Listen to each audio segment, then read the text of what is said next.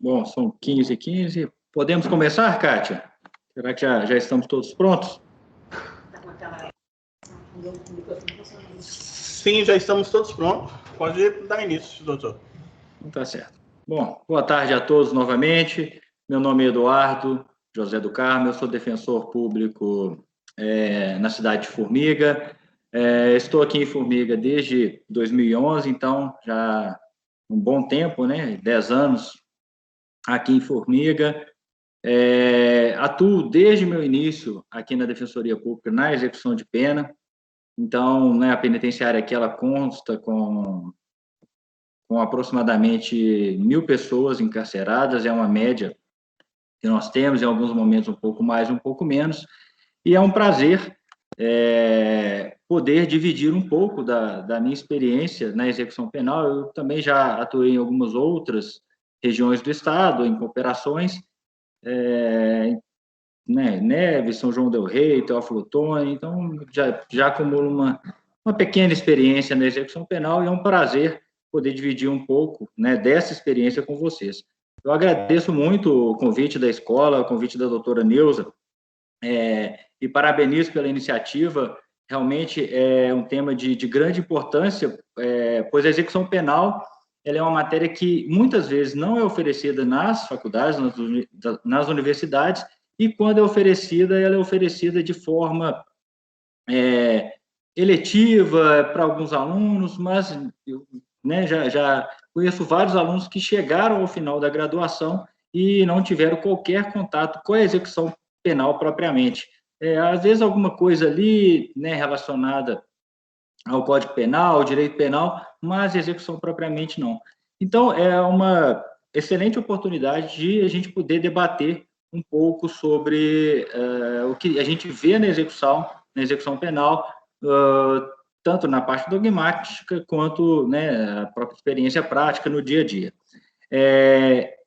Pelo formato, o número de pessoas, eu acredito que vai ser mais produtivo deixarmos os questionamentos. Eu acabei por programar esse encontro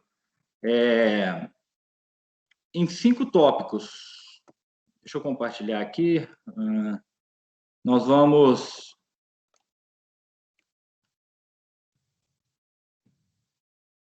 ter uma introdução sobre a remissão de pena. Vou trazer algumas questões controvertidas, alguns pontos específicos que há certa discussão na execução. Vou mostrar algumas coisas nos aspectos práticos, o que a gente vê, como é que a gente encontra isso no sistema.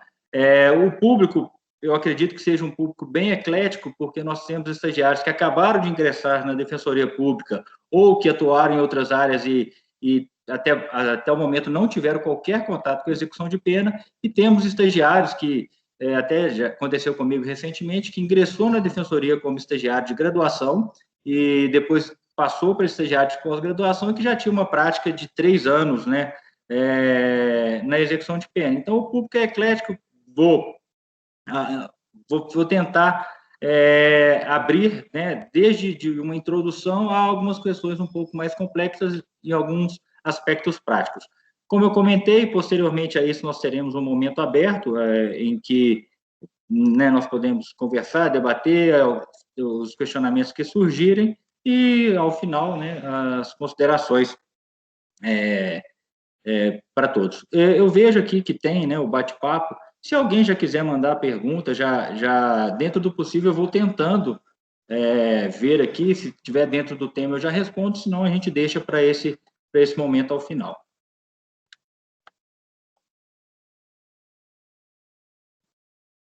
Então, vamos dividir dessa forma e vamos iniciar, então, né, nessa pequena introdução sobre o que é a remissão de pena. Bom, em síntese, a remissão de pena nada mais é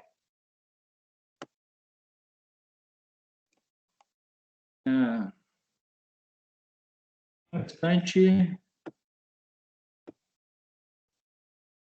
Eu ativo os slides novamente, é só um pequeno resumo para que vocês se localizem, mas, em síntese, a remissão de pena nada mais é do que a possibilidade de quem está, né, privado da liberdade ter um abatimento desse quanto de pena em razão, né, da prática de algumas atividades que podem contribuir para a ressocialização. E, em regra, nós temos que a execução de pena ela é obtida por meio de trabalho e de estudo. Bom, quando nós pensamos em trabalho, a Lei de Execução Penal ela começa a tratar lá no artigo 126 sobre as hipóteses de remissão de pena. Né, há uma certa discussão que é travada se essa remissão de pena, se ela é premial, se ela visa premiar as pessoas que estão encarceradas, ou se ela seria um dever do Estado e um direito do preso. Quando nós pensamos, né, na remissão de pena como prêmio, a gente imagina como uma benesse. E, na verdade, ela, né, está prevista na Lei de Execução Penal e é um instituto, é uma forma de se poder reduzir a privação da liberdade, e a gente acaba não tendo essa visão como prêmio, como benefício, ela acaba sendo uma visão prejudicial, porque não há, a própria Lei de Execução Penal, ela não prevê requisitos para que seja concedida essa remissão de pena ao preso. Então, a gente deve vê-la como um direito e como um dever de Estado prestá-la, pois interfere diretamente no tempo de pena, no tempo de privação da liberdade da pessoa. E aí, passando lá pelo artigo 126 da Lei de Execução Penal, nós vamos ver que o legislador trabalha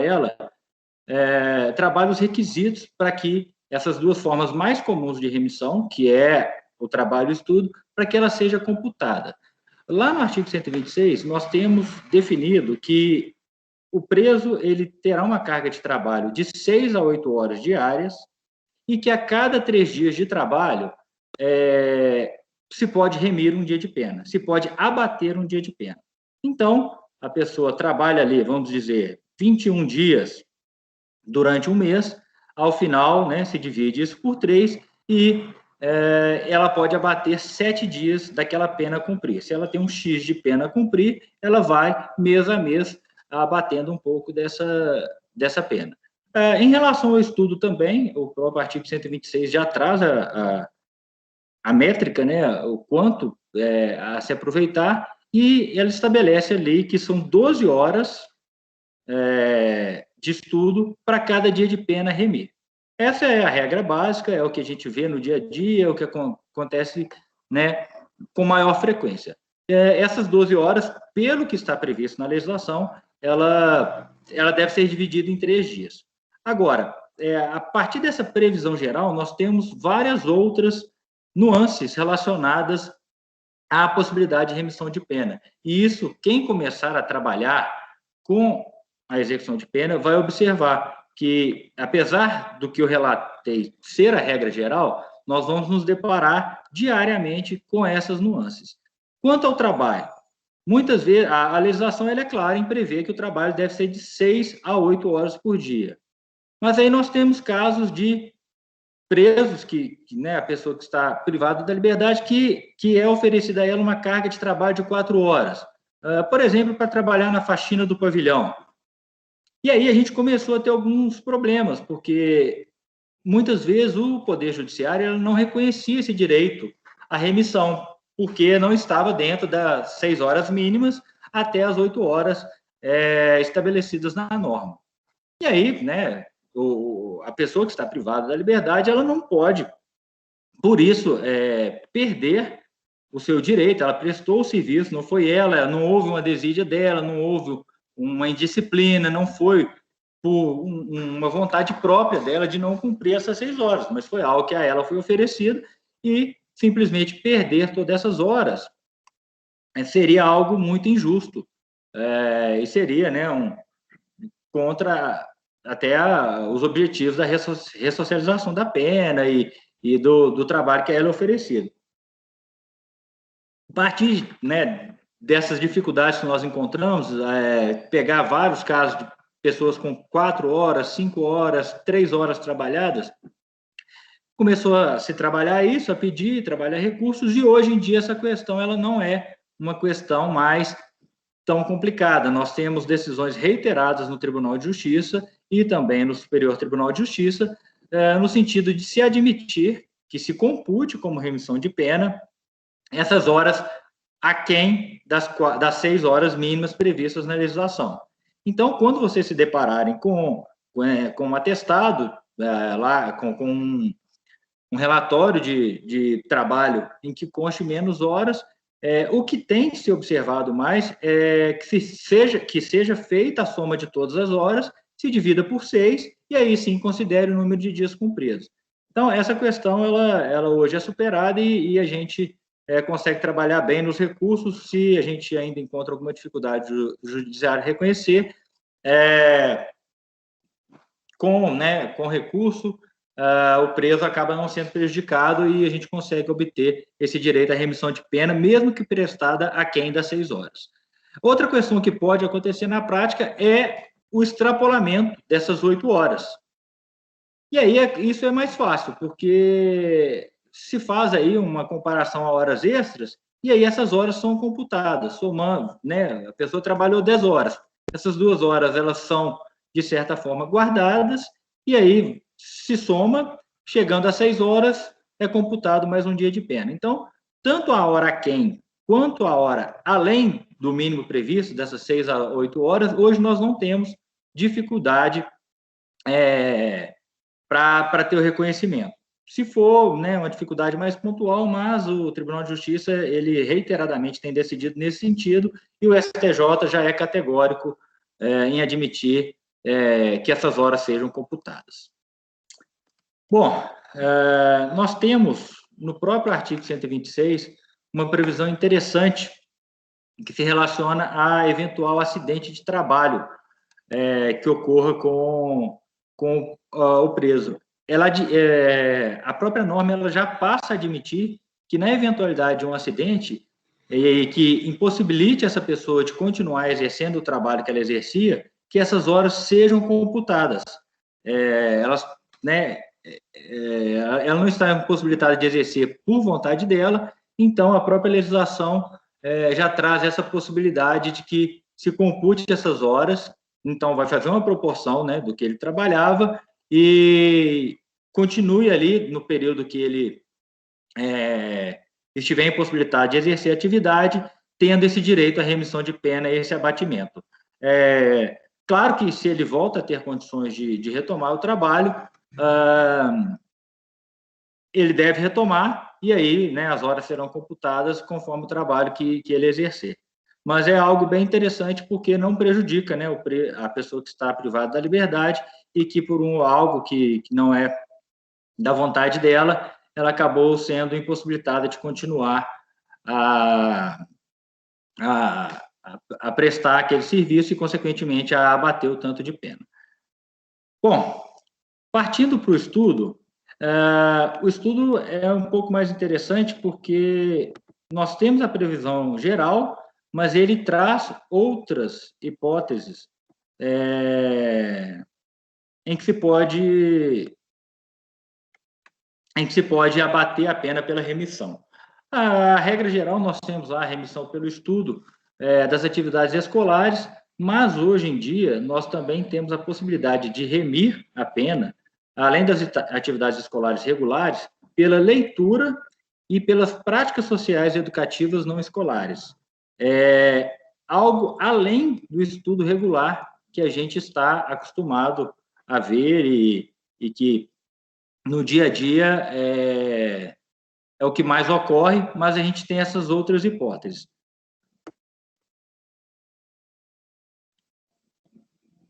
Como eu comentei, em relação ao estudo regular, nós temos ali aquela previsão de 12 horas de estudo para cada dia de pena remir, e a legislação ela determina que essas horas sejam divididas em, no mínimo, 3 dias. O que acontece, né? Em tese, a pessoa deveria estudar 4 horas cada dia, no máximo 4 horas cada dia, não no máximo, né? Ela tem que dividir essas horas em 3 dias. O que ocorre é que, algumas vezes, isso extrapola também esse tempo de estudo. E a jurisprudência também tem reconhecido esse direito, né? Que a pessoa não pode ser prejudicada. Há uma previsão muito interessante na Lei de Execução Penal, lá no artigo 126 também, que trata sobre isso, que é um plus, um acréscimo ao quanto de pena que a pessoa pode remir com a conclusão do ensino médio ou fundamental. Então, a pessoa passa ali, né, 2 anos estudando, acumula 2.000 horas de estudo e, ao final, ela consegue concluir o primeiro grau. Ao final dessas 2.000 horas de estudo, com a conclusão do ensino fundamental, se junta esse diploma, a execução de pena, e ali é acrescido 1/3 a mais na remissão de pena daquela pessoa, o que é muito interessante, o que acaba por proporcionar um abatimento bem significativo na pena dela. E uma questão que hoje, nós temos uma resolução do CNJ, a resolução 391, ela é bem recente, ela é de agora, de maio, tinha uma recomendação anterior, mas essa resolução ela detalha mais, que ela traz também a hipótese, ela detalha, né, a possibilidade de se fazer uma remissão de pena por estudo à distância. Ainda não é uma realidade tão presente nas unidades prisionais, mas acredito que com o tempo isso vai avançar. Nós temos, né, os ensinos à distância, essa possibilidade das pessoas usufruírem até para cursos superiores. Hoje, vários cursos são admitidos na modalidade de ensino à distância, o que pode proporcionar uma boa possibilidade de remissão de pena para a pessoa que está privada e proporcionar também, né, meios, condições para que essa pessoa retorne com um pouco mais de qualificação quando sair da privação da liberdade. E o ensino à distância, ele prevê já, essa resolução do CNJ, ela já determina um quanto de remissão de pena no caso de se conseguir ali concluir, né, aqueles exames, o ENSEJA e o ENEM. Para ela calcula 50% das horas que são previstas. No caso do ensino fundamental, são previstas 50 horas. Essa própria resolução do CNJ já traz aí essa possibilidade de remir 50% dessas horas, mais 1/3 da conclusão. E em relação ao ensino médio, essas horas previstas, esse quanto é um pouco menor, é de 1.200 horas, mas também calcula-se 50% dessas horas e 1/3 relacionado à conclusão do curso. É uma possibilidade bem interessante, porque a pessoa ela não precisa estar vinculada a nenhuma forma de ensino formal. Então, ela, por conta própria, ela pode ali adquirir o conhecimento, ter ou um instrutor apenas, e fazer esses exames, né, esses exames nacionais, conseguir essa aprovação e aí ter essa possibilidade de remissão de pena de uma forma bem significativa. Antigamente também a gente tinha tinha uma certa dificuldade nesse reconhecimento, mas a jurisprudência já há algum tempo, tanto no Tribunal de Justiça quanto também nos tribunais superiores, ela já é bem favorável que seja reconhecida. E agora, com essa resolução do CNJ, ela traz até os requisitos, então fica muito claro, muito tranquila essa hipótese de remissão de pena por ensino à distância. Algo que é interessante ressaltar é que, para essa remissão de pena relacionada ao estudo, quando a pessoa está no regime fechado e no regime semiaberto, o que se exige, no caso, é apenas a frequência. Não se exige um aproveitamento. Diferente do que ocorre quando ela está em livramento condicional e em regime aberto. Nos casos, né, quando ela estuda fora da unidade, ela precisa comprovar tanto a previsão legal, né, ela precisa comprovar tanto a frequência quanto o aproveitamento nessas matérias, né, nesse estudo. Uma questão que eu não cheguei a falar sobre o trabalho. O trabalho ele é previsto apenas para presos, pessoas que estão no regime fechado e no regime semiaberto. Há uma discussão em torno disso, se também não deveria ser reconhecida essa possibilidade de remissão também no regime fechado, no regime aberto, no livramento condicional, mas a gente até acaba enfrentando bastante resistência, porque se considera um dever da pessoa, né, que foi condenada, que cumpriu pena privativa de liberdade, o dever do trabalho, quando ela está tanto no regime aberto quanto no livramento condicional. Então, por mais que né, se veja uma possibilidade e argumentos para que se admita a remissão também do trabalho no regime aberto e no livramento condicional, a gente enfrenta bastante resistência no reconhecimento desse direito. Quanto ao estudo, não, o estudo é bem tranquilo, porque a legislação ela já admite diretamente. Bom, ainda dentro da remissão do estudo, eu comentei aqui primeiro das atividades escolares regulares, e uma outra hipótese de remissão de pena é a remissão de pena pela leitura. Não é o ensino regular, né, mas por meio, né, de livros que são ofertados ou de livros que a pessoa consiga, essa pessoa pode abater um quanto de pena bem significativo. Hoje, essa resolução 391 do CNJ, de 2021, de maio agora, ela também traz parâmetros para se calcular e ela determina ali que que a pessoa, né, que recebe esse livro, ela tem de 21 a 30 dias para fazer a leitura desse livro, ela entrega uma resenha, um resumo desse livro, esse resumo passa por uma avaliação, que demonstra ali que a pessoa leu, né, descreveu, e a partir, né, sendo aprovada essa resenha, essa pessoa tem direito a remir 4 dias de pena. A resolução ela já traz um limite, ela determina um livro por mês e o total, no máximo, de 48 dias de remissão de pena por ano. Então, a pessoa pode ler 12 livros ali e abater quase 50 dias de pena. É uma hipótese bem interessante. Não é de tão difícil a aplicação, né? As unidades prisionais elas podem se adequar a isso. Algumas já têm, muitas já têm e oferecem. Em alguns momentos os projetos funcionam melhor, em outros momentos um pouco pior, mas tá essa possibilidade prevista já no ordenamento jurídico e nós temos que buscar aproveitá-la. Mesmo porque algo que também é bem interessante para a pessoa que está privada da liberdade é que todas essas hipóteses de remissão que eu listei, elas não são necessariamente oferecidas de forma isolada. Desde que haja compatibilidade, a pessoa pode remir a pena pelo estudo, pelo trabalho e ainda, né, tanto por essas práticas sociais e educativas não escolares, que nós já vamos trabalhar, quanto pela leitura. Então, se a pessoa tiver condições ali, trabalha 6 horas por dia, estuda 4 horas e ainda consegue, né, um tempo para realizar a leitura, e isso, né, a necessidade disso ser oferecido pelas unidades prisionais, ela pode remir um quanto de pena, bater um quanto de pena bem significativo.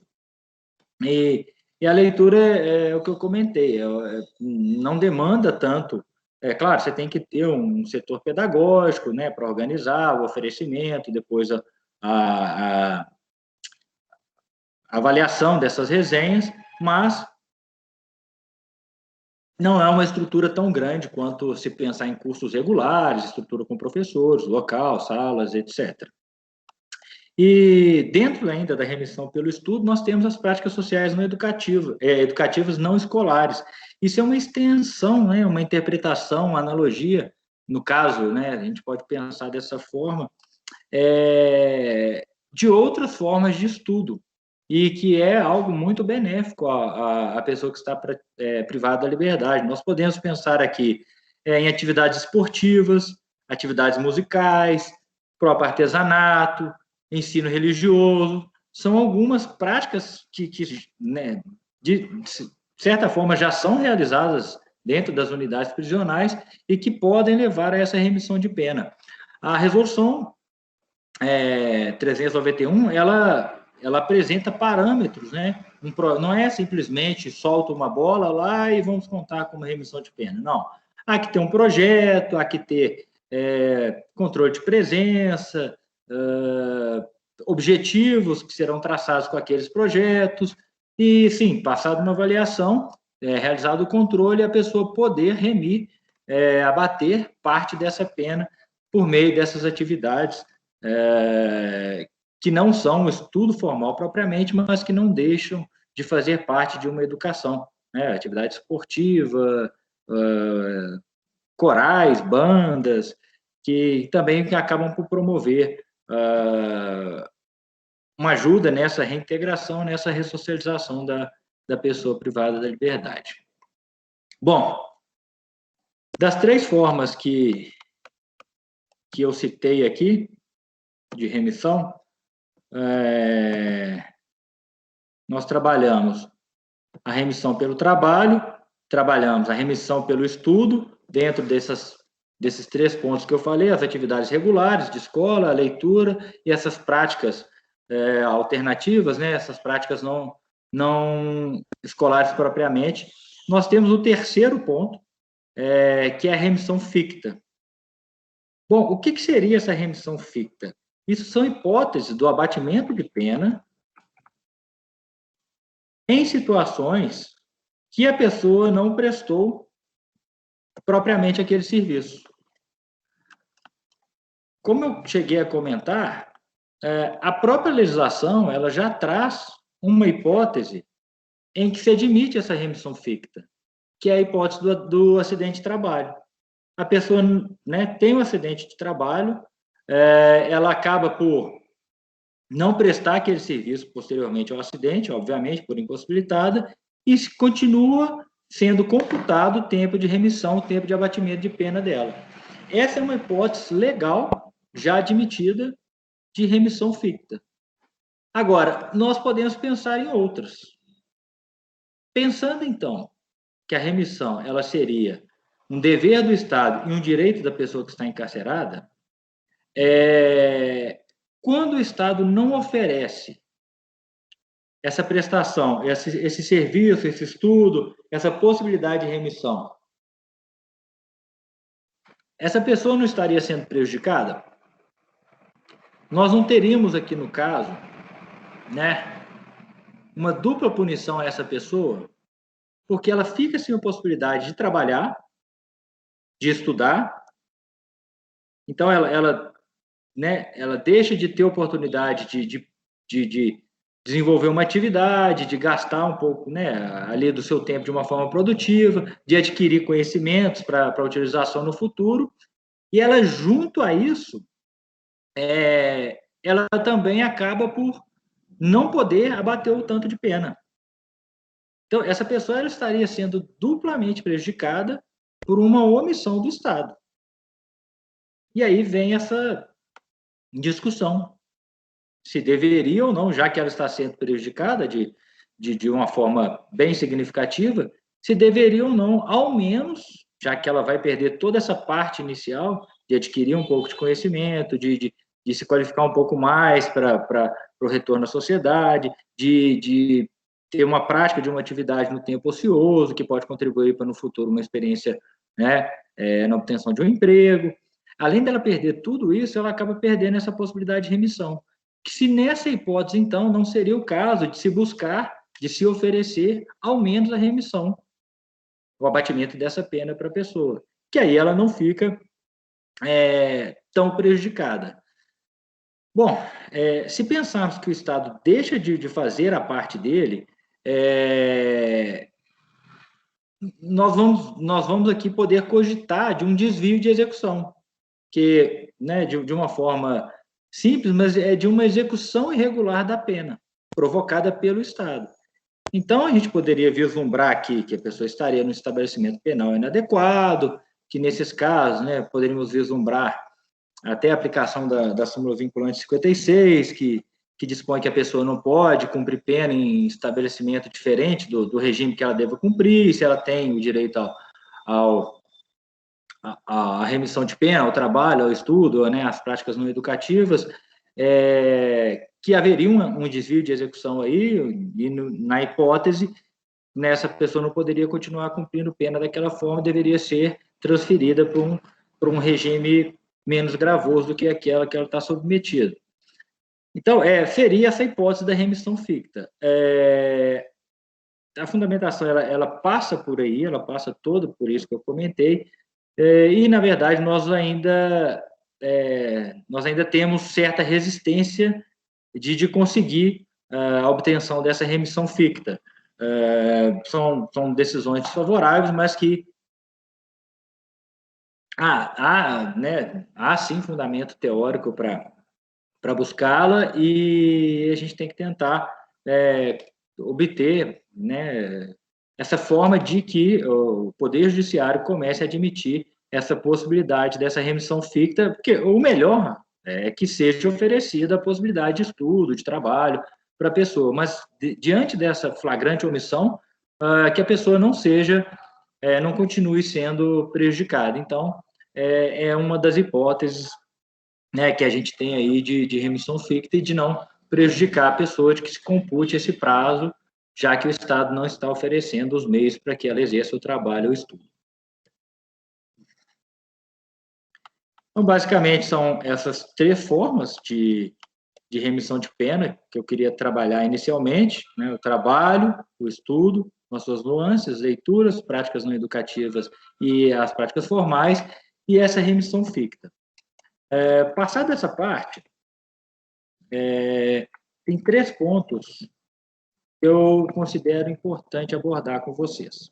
Bom, o primeiro deles se refere à contagem desse prazo para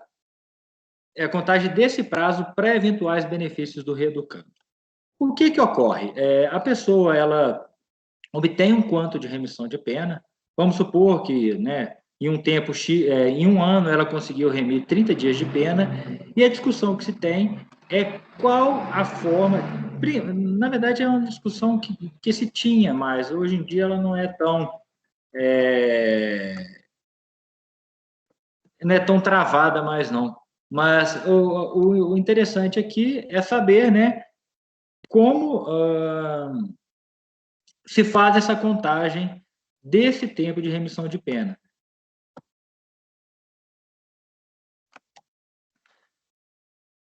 Eu preciso só de um retorno de vocês. Minha imagem está aparecendo? Está aparecendo, doutor. Tá ótimo. Então, deixa eu continuar, que ela sumiu aqui para mim, mas acho que está tudo ok. Então, para a gente saber sobre essa contagem. Por quê?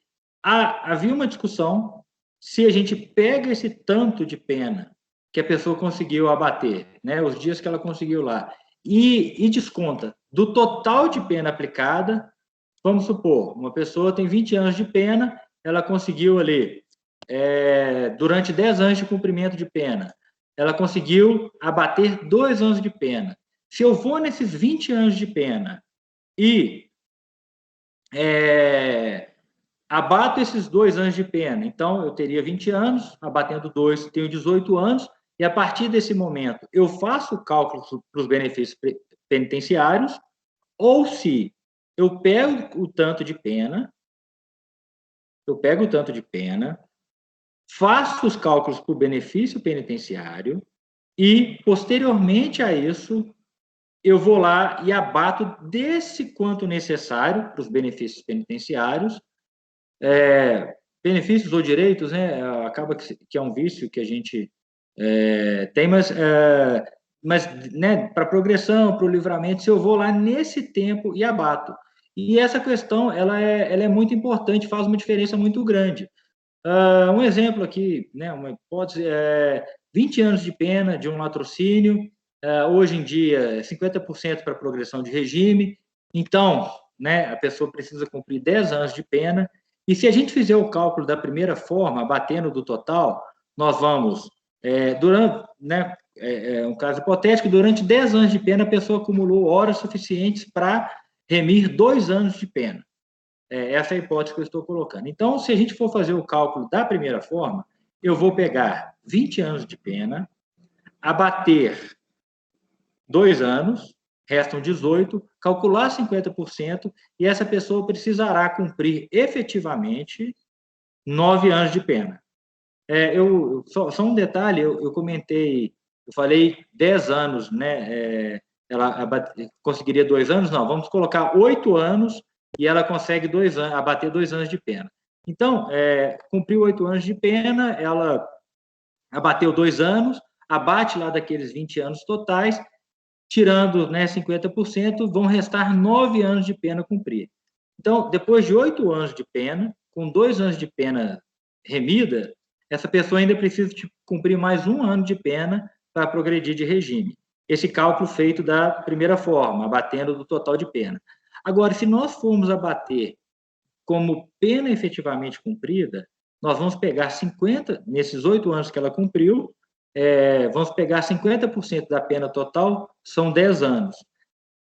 Se eu considero a remissão de pena, que são aqueles 2 anos, como pena efetivamente cumprida, eu vou somar os 8 anos com os outros 2 anos de pena remida, e essa pessoa, ao final dos 8 anos, já terá direito, já terá prazo suficiente de pena cumprida para progressão de regime.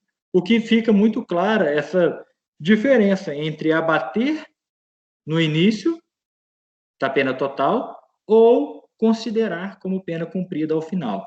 Essa é a segunda forma, essa segunda forma é a forma que mais beneficia o assistido, a pessoa que está encarcerada, e, de certa forma, hoje é a forma que tem se admitido. O próprio CEU, em alguns casos, eu andei fazendo simulações, busquei fazer, algumas guias de execução, quem já trabalha com execução de pena vai ver bem isso, né? Que quando são muitas guias, são muitos incidentes, com falta grave, pessoa que sai e volta, o cálculo manual ele fica muito complexo de fazer, dá para fazer, mas é muito complexo.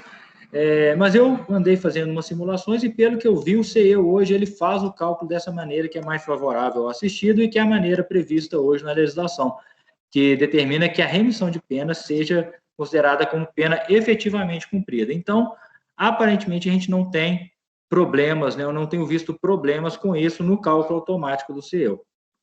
E isso serve também para aquele prazo de pena máximo, aquele prazo, né, dos 30 anos anteriormente e dos 40 anos agora, previsto no artigo 75 do Código Penal, para cumprimento máximo de pena privativa de liberdade.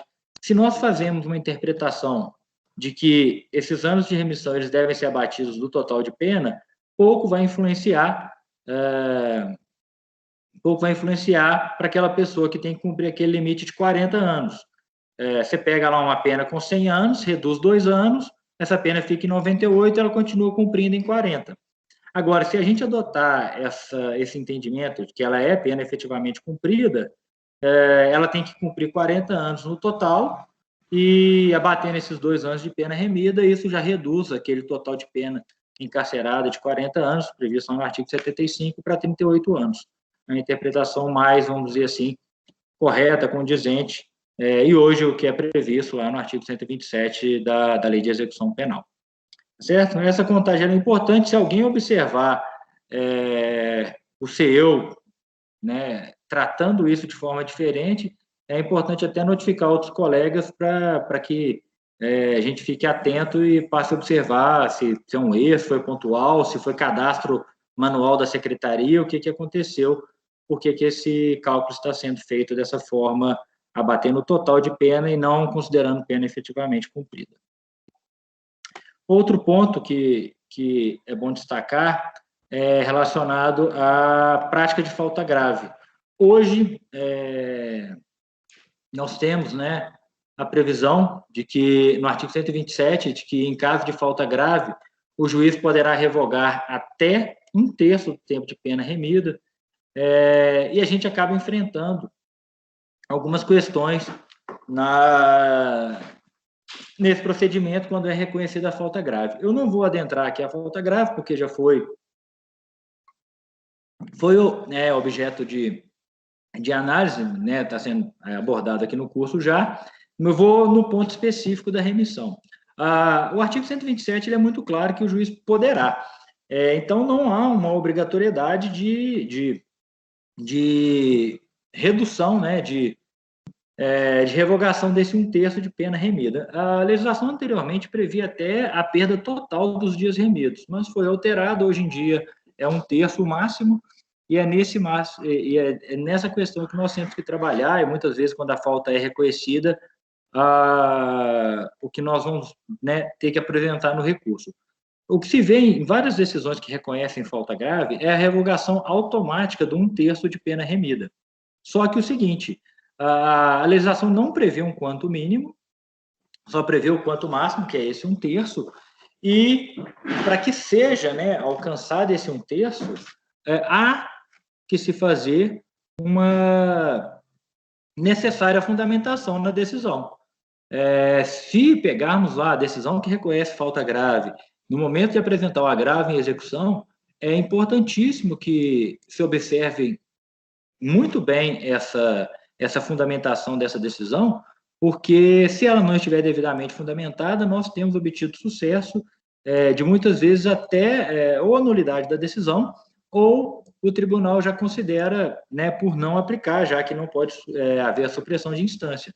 Então, o próprio artigo 127, ele faz referência aos parâmetros para se chegar a esse máximo de 1/3. Não há mínimo previsto, se não há mínimo previsto, e poderá, nós, né, temos que interpretar aqui que essa pena vai essa revogação, como consequência da falta grave, ela vai de 0 dias até 1/3 da pena, da pena remida, e aí o próprio 127 já determina, que, né, faz referência lá ao artigo 57 da própria LEP, que dispõe lá que, né, na aplicação das sanções disciplinares, levar-se em conta a natureza, os motivos, as circunstâncias, as consequências do fato, bem como, né, a pessoa que cometeu a falta e o seu tempo de prisão. Então, recebeu a decisão, vê a fundamentação. Muitas vezes nós temos lá pessoas que confessaram a prática de falta grave, né, não tem nenhum elemento, não tem nenhuma justificativa para chegar a 1/3 da pena, e o magistrado acaba por já revogar 1/3, e a gente tem obtido sucesso na reversão dessas decisões. Bom, o último ponto aqui que eu gostaria de abordar é a questão da pandemia e da remissão. O que aconteceu com o início da pandemia? Nós tivemos lá, né, as resoluções do CNJ, o próprio TJ regulamentou aqui também a possibilidade de concessão de prisão domiciliar para presos com comorbidade ou pessoas, né, em regime semiaberto, em algumas situações específicas, e um quantitativo significativo de pessoas que estavam privadas da liberdade, em regime fechado propriamente, dentro das unidades, né, essas pessoas obtiveram esse direito de prisão domiciliar. Só que várias dessas pessoas estavam estudando dentro das unidades prisionais, estavam trabalhando dentro das unidades prisionais e, consequentemente, abatendo o tempo de pena a cumprir. O que aconteceu com essas pessoas? Elas perderam o direito de abater o total de pena. E aí, o que deu para a gente vislumbrar fazer nesses casos? A legislação já prevê aquela hipótese do acidente de trabalho. A pessoa deixou de ter direito ao trabalho e ao estudo por causa de um acidente. Então, consequentemente, fazendo um paralelo entre essas situações, a pandemia ela veio algo como próximo a um acidente de trabalho, porque a pessoa que está presa não teve culpa nenhuma disso, não foi, né, por causa dela, e aí nós acabamos, né, obtendo sucesso em vários casos dessa remissão ficta, de que os juízes, né, tipo, o Poder Judiciário reconhecesse essa possibilidade de continuar contando o prazo de remissão nesse período que a pessoa ficou impossibilitada de exercer o trabalho ou o estudo em razão da pandemia. Há casos em que a própria unidade teve que suspender as aulas, algum tipo de trabalho para evitar, né, o maior contato, nesse tipo de medida preventiva, e aí a gente, né, vislumbra aqui uma possibilidade de remir pena, uma remissão ficta, continuar remindo para aquelas pessoas que já trabalhavam. Há decisões em sentido contrário também, nós estamos naquele embate. Temos fundamentos para isso, realmente a pessoa que está encarcerada ela acaba sendo prejudicada, e aí trabalhar, né, com a melhor fundamentação possível para que se consiga obter esse direito, essa remissão ficta para a pessoa que está privada da liberdade. E outra situação, né, que a gente vivenciou na pandemia foi o fato de pessoas que não trabalhavam, mas que foram para a prisão domiciliar, obtiveram emprego, condições de trabalho ou de estudo, e aí, com esse trabalho, as pessoas estão em regime semiaberto, ou estavam, né, estão em regime semiaberto ou regime fechado, comprovando esse trabalho, esse estudo, ainda que extramuros, conseguia essa remissão de pena, o reconhecimento desse direito. E essa questão ela já é um pouco mais tranquila, a gente não tem tanta dificuldade em obtê-la, não. Então, na pandemia, nós tivemos essas duas situações, tanto aquele que estudava e não conseguiu manter a hipótese de trabalho, né, estudava ou trabalhava, não conseguiu manter a hipótese de remissão, e acabou, né, nós já avançamos há mais de um ano de pandemia, então é esse tempo todo sem poder abater o total de pena, e aquelas pessoas que realizaram trabalho ou estudo extramuros, com possibilidade de obtenção da remissão de pena. É um tema que a gente está trabalhando ainda, né? Muita coisa ainda acontecendo em razão da pandemia, mas, à medida que as situações vão aparecer, nós temos que trabalhar em cima delas. Bom, dessa parte, né, desses aspectos polêmicos, a introdução sobre a remissão, era o que eu queria trazer para vocês. Eu vou aqui até para demonstrar para aqueles que ainda não tiveram contato com a execução de pena, que não viram ainda um processo de execução, só como isso funciona na prática. Esse slide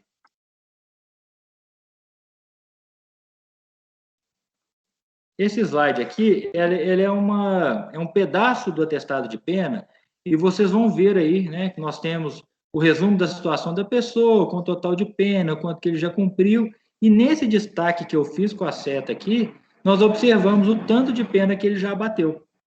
Então, naquele resumo, né, o atestado de pena que a gente pega ali, um dos primeiros que sai na hora que a gente entra no CEU ali, que nós aqui temos a possibilidade de já baixar, ele já traz nesse resumo a quantidade de pena remida. Nesse caso aqui, que eu coloquei, essa pessoa já remiu 63 dias de pena. O atestado de pena, né, nós trabalhamos com ele o tempo inteiro, mas a gente consegue ver em outros locais também. Lá dentro do CEU, quando nós vamos na aba Incidentes Concedidos, a gente vê ali as várias decisões que vão acumulando, né? As decisões vão sendo proferidas passo a passo no processo de execução e elas vão se acumulando. Essa pessoa aí, nesse pedaço da tela que eu tirei, a gente observa que ela já teve, está em destaque nas setas vermelhas, 2 remissões de pena, uma de 17 dias, outra de 25, e ela teve uma perda de dias remidos por causa de falta grave, essa última seta aí ao final. Então, é outra forma da gente ver, né, se está tudo computado de forma correta.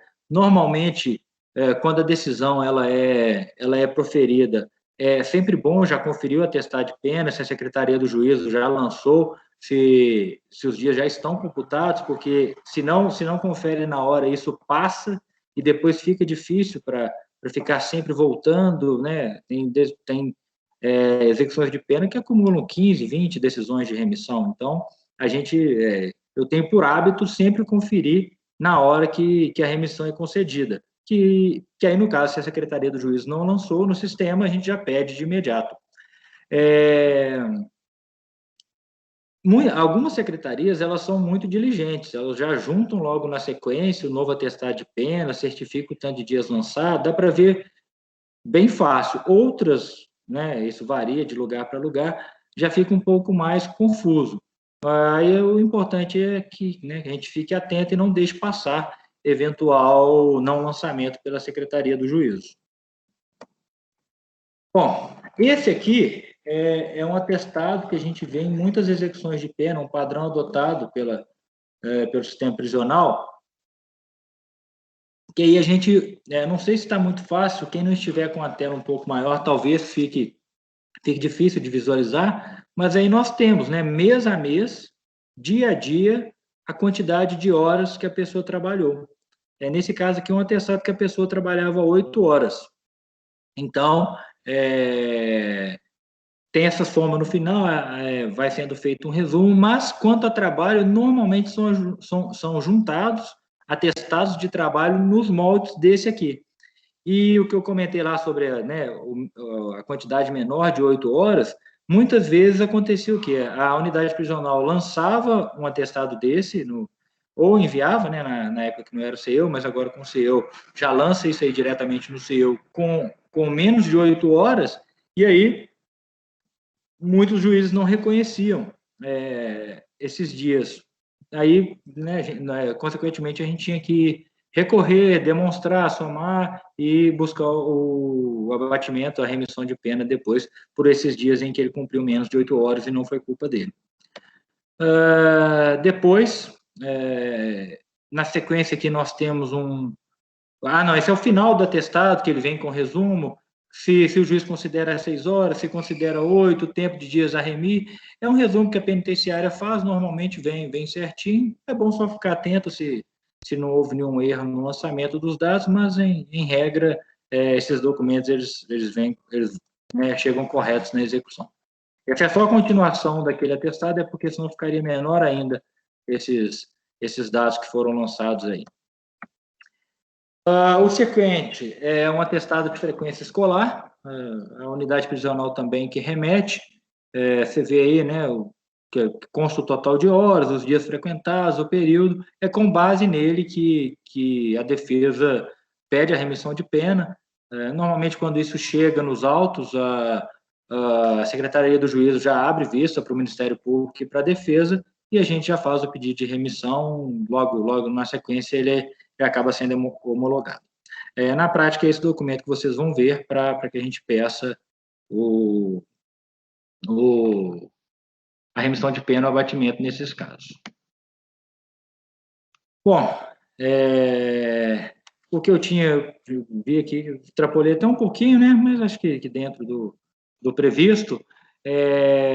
Fico agora à disposição de vocês, todas as perguntas, todos os questionamentos, o que eu puder esclarecer será um prazer.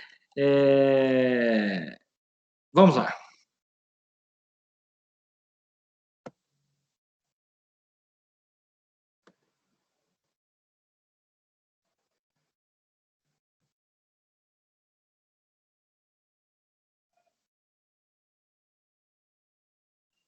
Gustavo?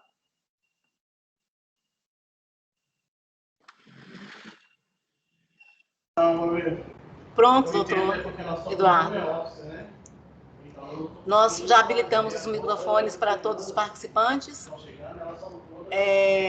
Quem está com a mãozinha levantada é primeiro Camila Vale quer fazer uma pergunta.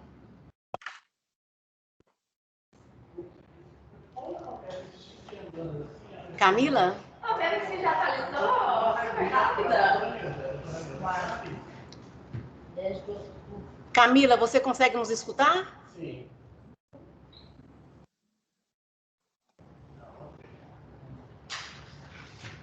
Camila?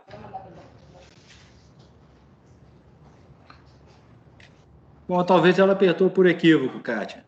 O que aconteceu? Você quer liberar o áudio, que o pessoal pergunta. Já liberei. Você liberou? Já. Então pode falar. Ela não conseguiu falar. O próximo é o Átila Henrique. Átila, você consegue nos ouvir?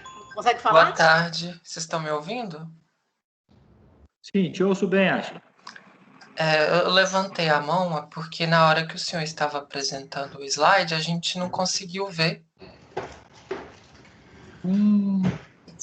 Aí, eu acho que ninguém conseguiu ver o slide. Nenhum deles? Chegou a ver algum, Átila? Não, a gente não conseguiu ver, não mudou a tela do slide. Isso, na hora que o senhor foi mostrar a parte prática. Entendi. Bom, será que a gente, rapidinho aqui, eu volto nessa parte, Gustavo? Sim, pode voltar. Você fica à vontade. Vamos lá. Se você quiser mandar para eles de alguma forma, postar na equipe, também fica à vontade. Eu acho que eu vou mostrar rapidinho, só porque... Bom...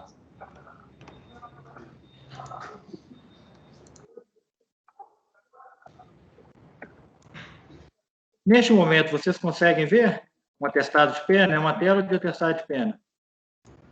Sim, está aparecendo. Agora sim. Certo. O que eu comentei foi o seguinte, vamos lá então, de forma bem rápida. Esse é o resumo, atestado de pena, a nossa...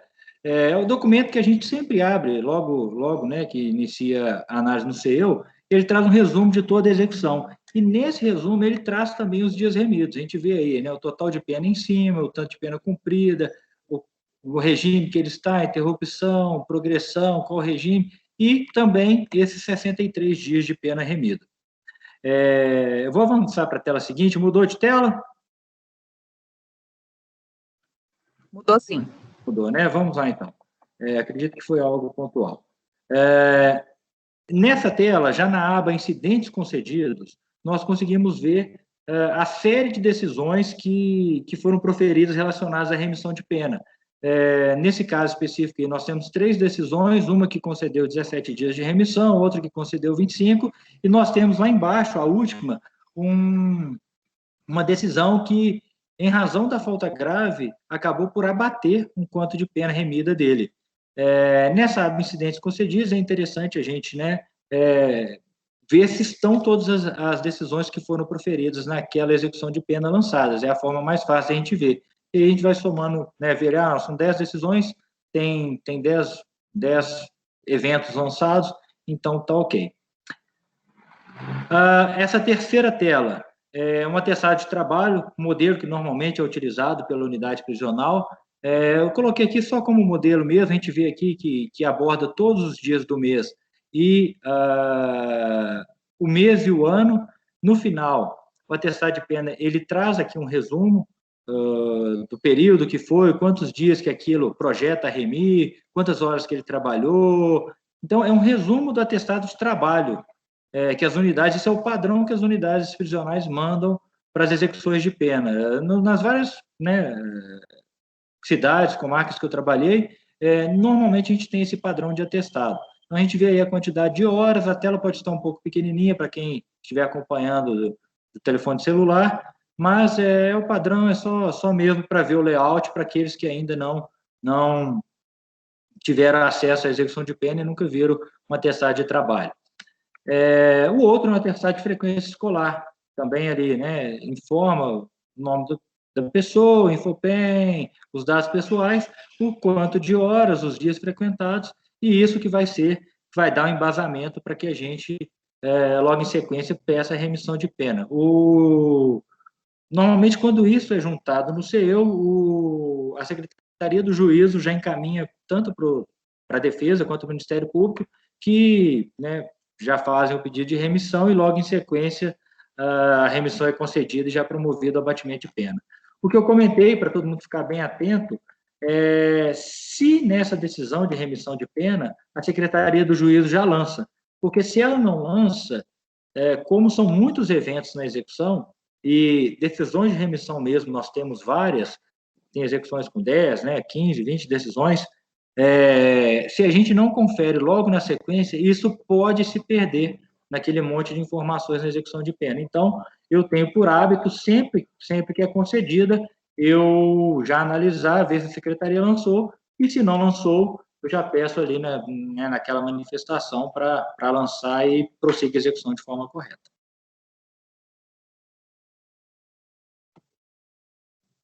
Bom, voltei rapidinho, desculpa ser bem breve, só por causa do tempo mesmo, e continuo aberto à disposição de vocês. A Laís Fernandes levantou a mão.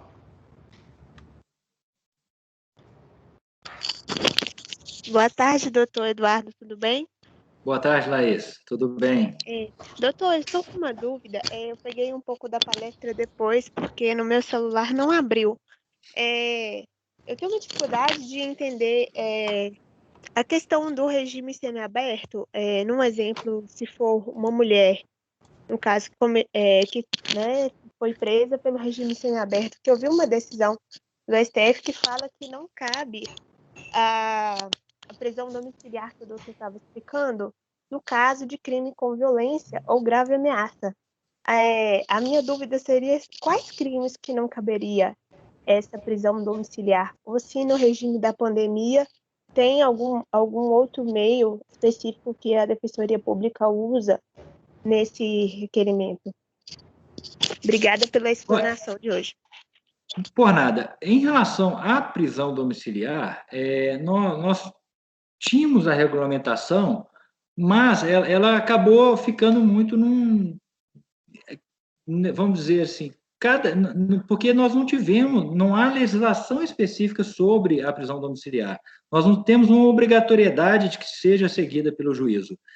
Então, acaba ficando caso a caso, entendeu? Teve lugares em que pessoa em regime fechado, com penas altíssimas, ela obteve essa prisão domiciliar durante a pandemia e, em alguns outros casos, delitos de pequena monta, a pessoa já no semiaberto e o juiz não concedeu. Então, a gente varia muito, o tribunal às vezes reforma, às vezes não reforma, mas ficou um pouco, a análise de caso a caso mesmo. A gente não tem como fugir muito disso, não. Sim. Muito obrigada, doutor. Por nada.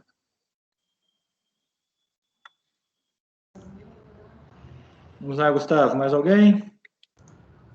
No chat tem uma pergunta da Gisele Caroline. Doutor Eduardo, você consegue? Vamos lá. Pode ler, então, que aí eu já... Doutor Eduardo, fazer a prova do Enem dá direito à remissão de pena? Sim. Isso hoje já é bem tranquilo. A resolução 391 do CNJ, ela até regulamentou, complementou, estabeleceu parâmetros, eu até comentei aqui, daquelas 1.200, do Enem de segundo grau, 1.200 horas, 50% dessas horas, mais 1/3 pela conclusão. Decisões favoráveis, reiteradamente favoráveis, é algo bem tranquilo para a gente conseguir, não é algo que a gente precise, hoje a gente não tem muita dificuldade nisso mais não. Tanto o Enem quanto o Enseja, os dois. E a pessoa não precisa nem ter só reforçando dentro da pergunta dela, a pessoa nem precisa de ter frequentado o estudo formal propriamente. Ela pode fazer a prova até por conta dela mesma.